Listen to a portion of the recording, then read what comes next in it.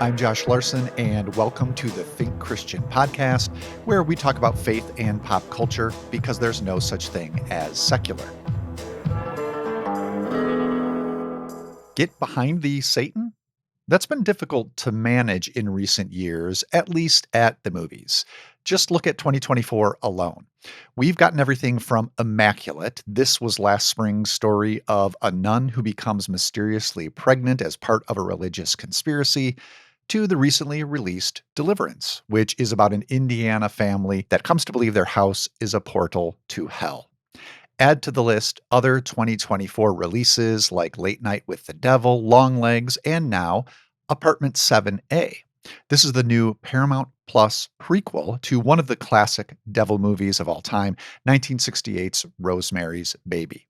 Why this resurgence in this particular horror subgenre? Well, I've recruited Joe George and Roslyn Hernandez to get to the bottom of it.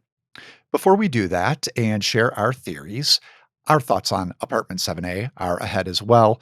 We do want to offer a quick reminder that Think Christian is on Instagram. And we've been pretty active, so you can follow us for stories, reels, all sorts of good stuff.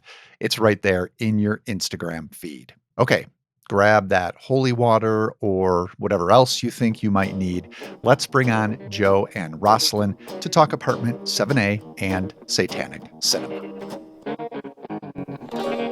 Welcome to Joe George and Roslyn Hernandez. Now, Joe and I, we talk and have talked horror a bunch. We're going to be doing this again soon. We're both guesting on an upcoming episode of the Screen Drafts podcast. We're going to be talking, tell me if we settled on this and I got this right, Joe. Rural horror? Is that right? And are you ready for this? It better be right because I have watched so many of these movies. So, oh, wow. If I watched Wrong Turn 5 for any other reason, I'm going to be very upset. That's very bad movie. You are way ahead of me on the research. So we will. Neither one of us will be playing Wrong Turn 5. So don't worry about it. Good to know. Good to know. So yeah, this is a familiar topic for Joe and I. Roslyn, I'm not as familiar with your feelings on the horror genre. Are scary movies something you regularly seek out? Do you appreciate them more from a distance, maybe with your hands partly covering your eyes? What's your relationship like with horror? It's a little bit complicated because I think, like many of us, right, we're kind of fascinated by them and attracted or curious, but also I don't really find myself watching them as often maybe as I would like. So I do like to watch them. I think because of having studied film in school, I'm kind of desensitized to a lot of things, so I'll watch anything. So I don't really get scared with them, but I don't think I watch them as much as I would like. What nudges you to actually go ahead and check one out? Is it when others are talking about it and you want to do it as a group? Is it a particular type of horror that you're drawn to more than others? Or what are the ones you do find yourself making time for? Yeah, I think it could be a particular type. And also if people are talking about it, I do really like when they try to make like older or more less known horror known for more audiences. Like I haven't watched this yet, but La Llorona was one that they made a while back. And that's like from my, like my ancestry. So I would like to watch it sometime soon. Okay, gotcha. Well, I do want to talk about this recent resurgence in devil movies, but first let's discuss the latest one to come out, which is Apartment 7A.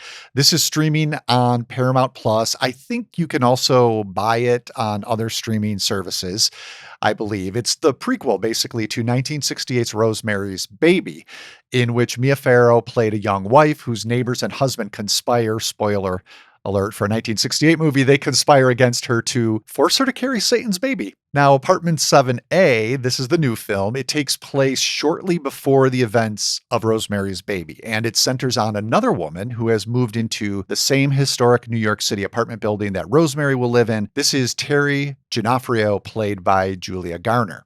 Terry is an aspiring Broadway dancer who suffers a devastating ankle injury at the start of the film. When she meets an older couple, played by Diane Wiest and Kevin McNally, they're reprising roles played by Ruth Gordon and Sidney Blackmer in the first film. They offer her showbiz connections. They also offer her a home and a chance to heal in their neighboring apartment, but of course, ulterior motives abound. So, what did you two think of Apartment 7A? Let's start with you, Joe.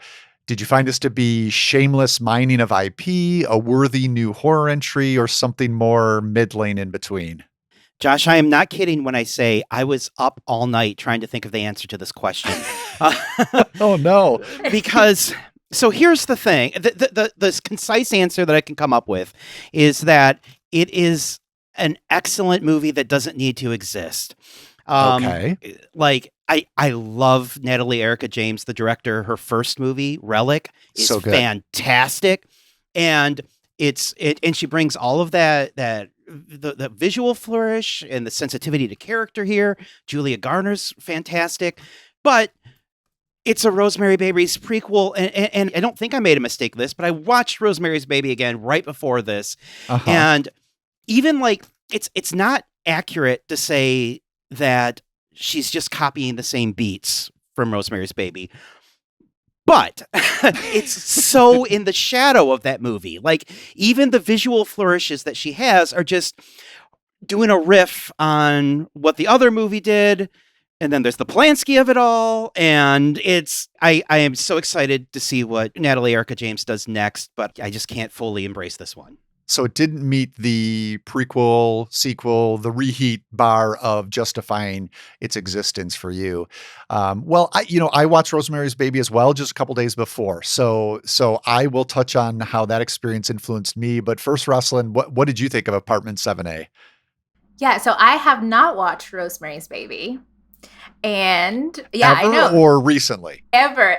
Oh, this will be interesting then. Okay. I'm sorry that I spoiled it for you previously. It's all good. I feel like it's been in the zeitgeist long enough that I knew what happened. Sure, of course. I know what happens, but I think it was, for me and at least for younger audiences who maybe haven't watched Rosemary's Baby or don't, tend to go back and watch all the films in a particular horror brand or list of series. I liked the visuals of it. I didn't have anything to compare it to, so it makes me want to watch Rosemary's Baby. It makes me go back to the original.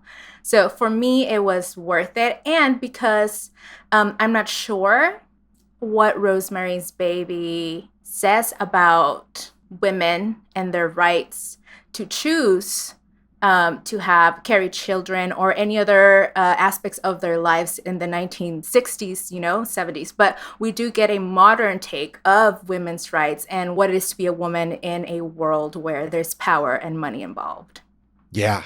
Well, I can't wait to hear back once you've seen Rosemary's Baby, which I encourage you to do because it is very interested in those things. And in my mind, I always thought of Rosemary's Baby as, a pregnancy horror movie exploring some of those things. And I think Apartment 7A continues that, but also to your point, Roslyn is more interested in women's rights over their own bodies and what that might look like then. And of course, now, the reason I liked Apartment 7A, though, to go back to what you were saying, Joe, is in light of my Rosemary's Baby rewatch, it reoriented my understanding of it as being less about the pregnancy horror, though that's still there, and really more about the Me Too movement, even though it was made previous to Me Too, in the fact of all of these men controlling Rosemary, gaslighting her, not listening to her, is a huge element of Rosemary's Baby, not listening to her when she's asking for help or explaining about how the pain she feels, all of these things.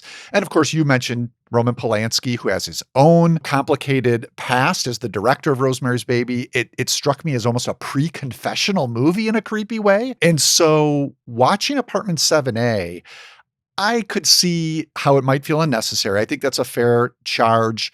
A lot of the same beats are hit. But it did strike me as similarly interested in being sort of a Me Too movie. And one reason is Julia Garner. The film where I discovered her was The Assistant from a couple of years ago, where she played an assistant to an abusive Hollywood producer.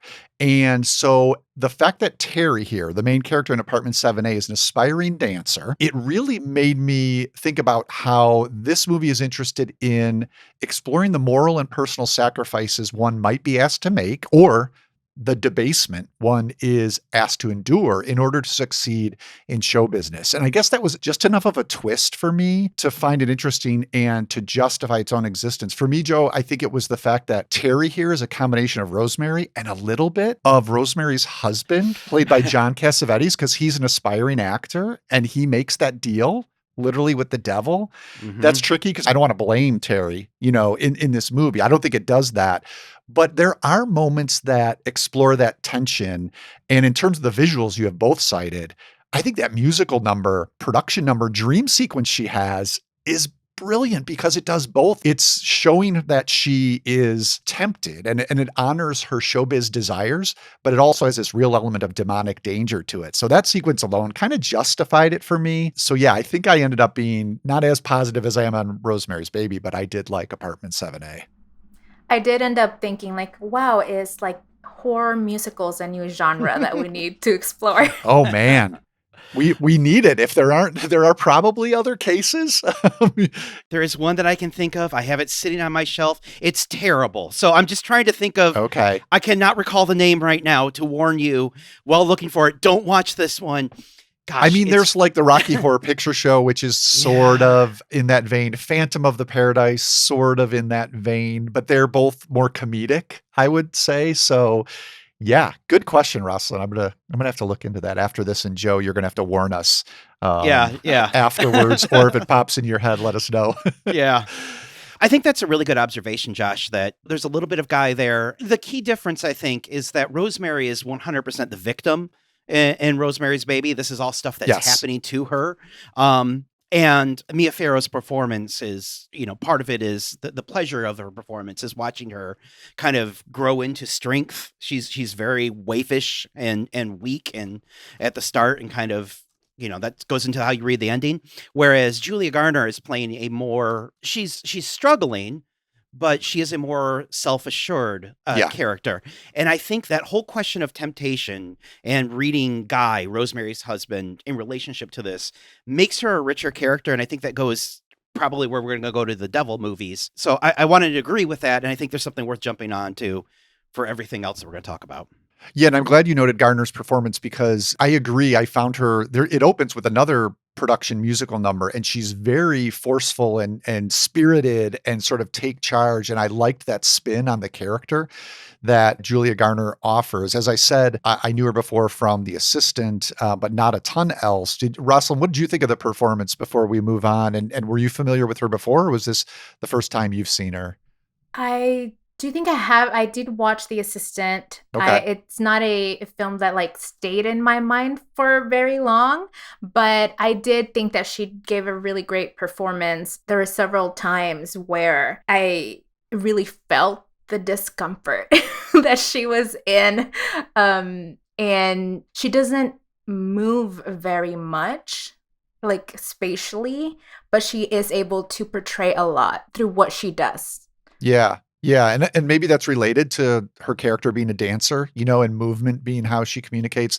The one aspect of that I did appreciate is related to that ankle that she sprains early on. And there are elements almost of body horror that come in, but for a lot of the time she's limping on the screen, and that's, brings in some vulnerability too. So yeah, I think that was a strength of the movie is Garner's performance.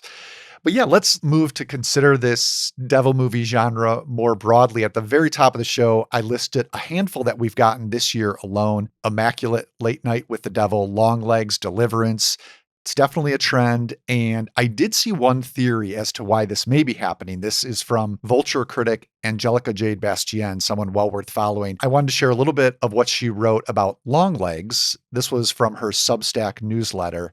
Angelica said this: the renewed interest in satanic bent horror demonstrates the paucity of the imagination in American filmmaking. This isn't necessarily surprising given how mainstream American cinema seems hell-bent on turning away from the present moment, COVID, various genocides, the crumbling of the empire that is our home, to placate us with dreams and nightmares that take us away from considering even slightly the horrors of the world we live in. So that's Angelica's theory, which I definitely think is intriguing. I can't wait to hear where your guys' heads are at with this. What's your thinking, Roslyn? Is it something similar, or does your mind go in a different direction? Yeah, I think there are so many thoughts going through my mind. First of all, But I would say that the first thing that came to my mind, especially with Apartment 7A and the whole theatricality of it, and I did also watch The Deliverance a while ago, is the spectacle of the devil, right? And so that really tracks with what she's saying, like wanting or desiring or creating spectacle to distract ourselves from something else. And we are going through very difficult times as a nation at the moment. You know, the nation's very divided. There's a lot of polarity in politics, and so the devil as a spectacle distracts us from that. But also, I like to think of the devil as scapegoat, which when we get a lot of horror film, we usually get the devil as a goat, like this macabre goat. And so that makes me think of like, what are the sins that we're trying to get out of ourselves or get rid of? Or what are the sins that are trying to come up in our culture, in our society, that are, you know, bubbling in our subconscious and coming out in these movies? Oh, yeah. I like both of those. And that second quality is something related to something that came to mind for me as well, too. But first, Joe, what was your thinking along these lines? I mean, I think those are great observations. And I would kind of add on that scapegoat that one thing that jumps out at me, at least with this most recent batch the past year, is there are a lot of sell your soul to the devil for some sort of power. You know, that's what's driving Immaculate. That's Late Night with the Devil and Apartment 7A as well. We kind of recognize, to get at that scapegoat, we sort of recognize in some way the way that this desire for power, or at least power over somebody, or success in terms of control. I mean, I don't want to spoil too much about the first Omen, but it has a really kind of interesting twist on who's trying to get power and why they're trying to get power. But we have that sense, especially with, you know, demagogues so much in front of us right now. We have this sense that there's something satanic in that desire for power. And I mean satanic in the sense of like accusation, that so many of these demagogues shore up their support by accusing or oppressing some sort of group, or making their base feel like you are somehow aggrieved and therefore, you know, have to fear somebody else. And there's a sense that we recognize how evil that is, and maybe these stories are a way of getting that out, which brings me to where I'm really in line with what Bastien's saying, because one of my problems with these kinds of movies, at least with Christians, is this way that we can use spiritual jargon to avoid the plain and practical steps to resist these sorts of things. I love the Conjuring movies, especially the first one. I think it's really well made.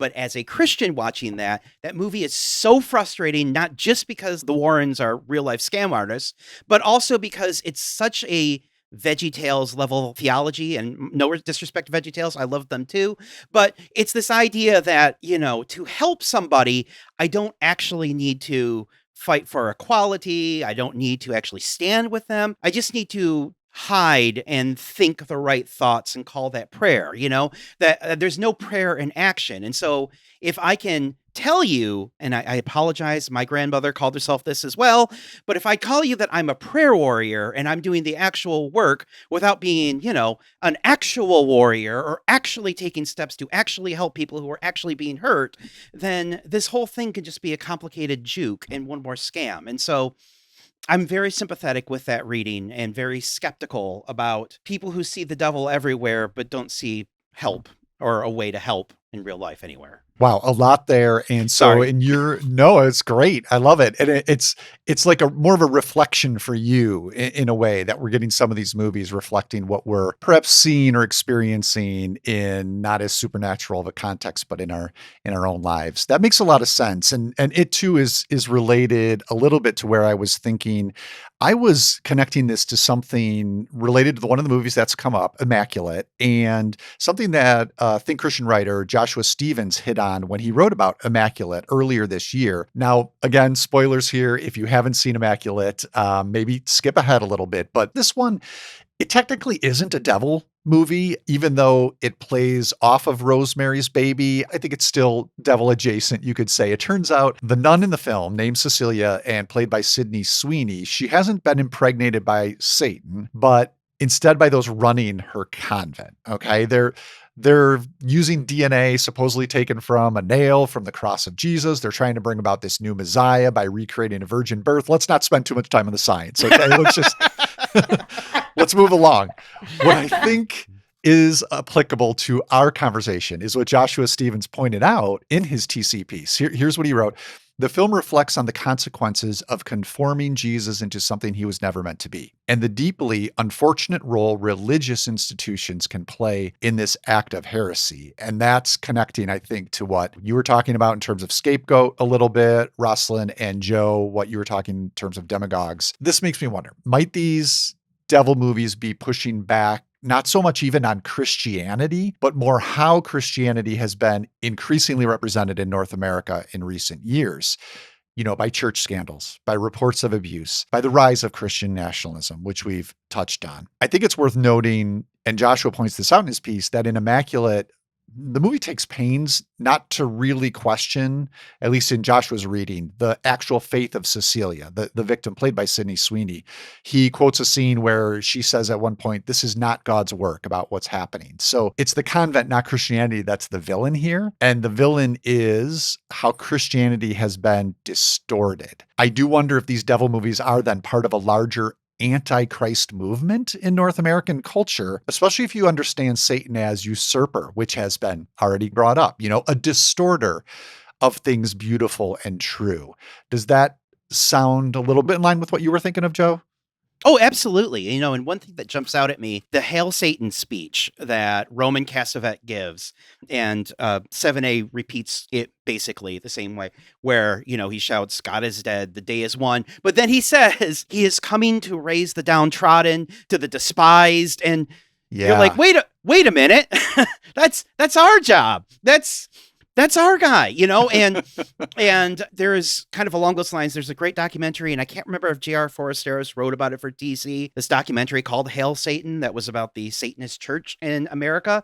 And J.R.'s whole argument was, whatever you want to say about it, their ethos, a lot of it is, we find the downtrodden and the despised and you help them. And that's Jesus. And so if we have forgotten that Jesus is the one that stands behind the oppressed and the accused, then we are the distortion. And there's something, maybe it's perverse, or maybe it's just the slap in the face. I mean, Jesus got called satanic all the time by religious leaders and folks. And so maybe that's what it looks like. But I look at that and listen to the speech and listen to, watch Immaculate, or even more so The First Omen. I don't know if either of you guys have seen that, but it goes even further in the church is involved in this, and see, how am I as a Christian complicit in this idea that Christ is controlling and somehow standing and caring for the downtrodden is antichrist. That's the exact opposite of our ethos, what it should be. JR did not write about the documentary Hail Satan, but he did come on the podcast to talk about it. Okay. So so it might have been based on a piece he did write somewhere else, but that was an episode. Interestingly, the theme was "You Are What You Worship." So we talked about Hail Satan and then Kanye West Sunday Service. So make of that what you will, but that is in the Think Christian archive. So check that out if you're interested. Roslyn, I want to jump back to you and just see if there was anything that's come up you wanted to touch on, or if not, maybe get your impression of the ending of Apartment 7A without spoiling it, because it's quite a final few moments that we get in that movie, including the speech Joe mentioned. Yeah, I think I'll touch on a little bit of what you were talking about with like the distortion of things, which I'm thinking of like church history, right? Like, where do we even get this idea of the devil? And I think to like paintings of the church where there's all these lizard-like beings, or even gargoyles on churches, and these macabre portrayals of the devil or of demons. And I found it so interesting that when we read the Bible, there are stories about demons, demonic possession, and there are stories like the Satan is very much in the Bible, but it's never portrayed in this way. It's always a very like casual thing, like the Satan has like conversations with God and with Jesus, and doesn't get to do anything, for example, to Job until God says like, yeah, okay, you can do this thing. And kind of related to you were saying, Joe, like the things that happened to Job because of the Satan attacking him are not like spiritual attacks. He doesn't see things. It's not like a darkness and evil. he has very real losses. He, loses his children, and then he becomes ill, and his friends judge him, and even there's like silence from God for a little while. And so I was really interested in maybe the agility or the way the devil might be responding. Because I think of a story like the Deliverance, where it comes from a true story, and there's like eyewitnesses, right, of like, no, these really creepy things did happen. How did we get from, like the devil talking to Jesus, maybe when like he was out in the desert, or talking to God, maybe as like a person to person thing, to like all these weird things happening, because like the human consciousness and collective's idea of what the devil is changing and evolving into a more spiritual and like ghost-like or macabre figure. And so that's what was coming up for me, how the distortion that kind of historically has been brought symbolically through the church has maybe in a way caused the devil to change the way that the devil appears to humanity. You're making me think of the paintings that appear in the Castevet's apartment, which are along the lines. And there are those in the original, in Rosemary's Baby as well. So yeah, they're very much of this dramatic variety. And of course, when it comes to films, that, a simple answer is just that, well, it's more exciting to portray this sort of threat, right? This monstrous threat, more along the lines of, the one piece of scripture in Apartment 7A that I think Terry comes across when she finds a Bible is from Revelation about the great dragon, and this is the scene where she's reading the Bible and it burns her hand, actually, because at this point she's pregnant as well. So yeah, it's those biblical images of Satan that popular culture has latched onto and inflated and elaborated on in movies like these, for sure. I should say, just talking about like this idea that these devil movies are possibly reflecting dissatisfaction with the church and with organized religion. I mean, I'm sure all three of us can speak to, yes, disappointing, frustrating experiences we've had with churches and denominations, but also wonderful ones. I mean, we're not here to denounce that as a part of the Christian life by any rate, but for sure, I think of those who have had bad experiences and then see a movie, something like maybe more like Immaculate, and resonate with what's being suggested there. That makes sense. Another reason why some of these movies might be connecting with audiences right now. So yeah, I don't know. Did either of you have a strong opinion, again, without spoilers, on the ending of Apartment 7A? I kind of loved it, but I will say this to your point, Joe, about having just watched Rosemary's Baby. For some reason, that started to fall away from my mind, even though the experience was so close. I was kind of locked into the movie in front of me so much. I was not spending a ton of time comparing like, oh, this is sort of a hint or an Easter egg. So the finale actually, as soon as it happened, I was like, oh, of course it had to end that way. But it surprised me is what I'll say. And I think I kind of loved it for that, but I don't know. What do you think? I'm going to guess it didn't work for you quite as well. I mean, again, it was so well done, but I knew that we're 10 minutes into the Rosemary's Baby, And I know. I'm sitting there thinking, do not give me a deep fake John Cassavetes and Mia Farrow. Just at least we didn't get that. That's true. Yeah. Okay. What'd you make of it, Roslyn, the ending? Yeah, I don't know if this is because I'm a woman or because I just watch a lot of films. So I saw it coming as soon as that scene started. Okay. But it was satisfying, even though Okay. I saw it coming. Yeah. There's a form of reclaiming. I'm trying to be very careful. That is interesting also in relation to the ending of Rosemary's Baby, I think, which you alluded to, Joe. So we should probably leave it there for those who want to watch further. But thank you both for exploring this question with me before we all head out trick-or-treating. I think we've got about a week or so by the time this airs before that happens. Maybe can the two of you tell folks where they could follow you on social media, and if there's anything in particular you're working on right now that they might want to check out. How about you go first, Roslyn? Sure. So you can find me on social media on Instagram at Roslyn M. Hernandez. And I have been working on a podcast called Bible Tea with Roslyn Hernandez, where we talk about Bible stories like they're gossip and see how we're going to heal from the ways that they were told to us in a way that was much like Terry, maybe controlling in a weird, manipulative way. I love it. Thank you much. Joe, how about you? I'm at Joe Writes Words on all the socials, so you can find me there. By the time this comes out, I think our 6-hour marathon Screen Drafts episode will be out there. Oh, Josh, it's going to be 6 hours. So So yeah, check that out. I'm watching more horror movies, getting ready for that. All right. Well, thanks again, you two. Have a happy Halloween, and we'll talk to you again down the road. Thanks, Josh. Thanks. You may have noticed that we have a subtitle for this episode, A Christian Defense of Horror, Part 6. Well, that's because talking horror this time of year has become something of a tradition for us. On previous episodes, we've covered films like Relic, Malignant, Barbarian, as well as classics like Frankenstein and, speak of the devil, The Exorcist. A Think Christian post I wrote way back in 2015 started all this, which eventually led to my book, Fear Not, A Christian Appreciation of Horror Movies, which came out last year. So yeah, if you're a Christian who enjoys wrestling with this challenging genre, we've got lots of material at your disposal. Do check out those previous podcast episodes and maybe pick up the book, Fear Not. Now, speaking of books, on our next episode, we're going to be celebrating another publication from a member of the TC podcast team. Abby Olchessy's Films for All Seasons, which comes out very soon, October 15, in fact. Films for All Seasons, this was also born of a Think Christian post.